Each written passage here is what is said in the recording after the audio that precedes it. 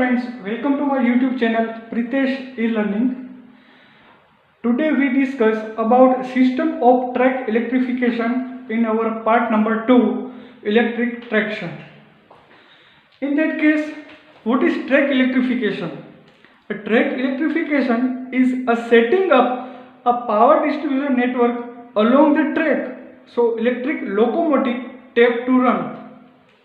Okay, now how many kinds of track electrification before we can understand how many types of supply.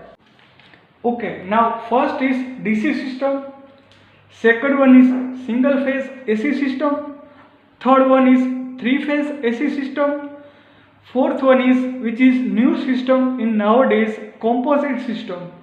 In that case there are two parts, a single phase AC to DC and second one is single phase AC to three phase AC, which is take place within a locomotive.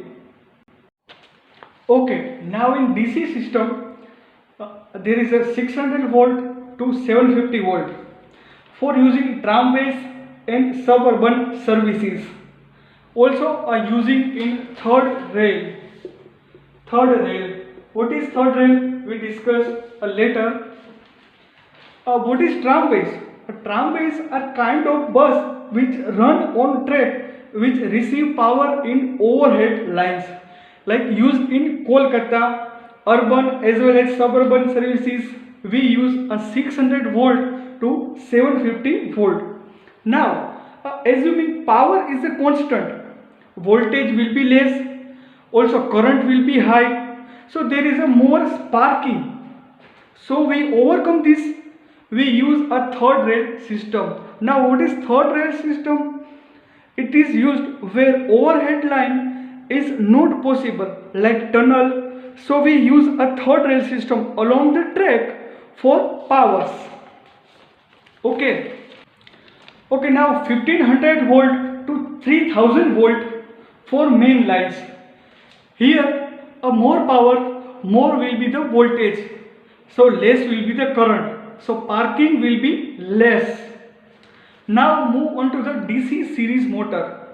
Why we use a DC series motor in traction system? As you can see, the characteristic of DC series motor, as load will increase, torque will decreases. Okay, so DC series motor is ideal for a traction system. Now next, spacing between substation. Why required so many substations? Can one substation is enough? Here we can explain that as the length of the line increases, the resistance of line also increases. Due to resistive drop, voltage falls. So we get a starting point and ending point are not similar. So hence train get unequal supply. Also a train performance will be poor. Okay, now a 600 volt to 750 volt, a spacing between two substations is approximate 3 to 5 kilometers. In 1500 volt to 3000 volt, a spacing between substation is 15 to 40 kilometer. A substation receive power at 33 kV AC from State Electricity Board and convert it to required according to requirement of locomotive. Now best for urban as well as suburban heavy traffic services, because a DC series motor a variable speed operation, also equipment is lightweight and less cost.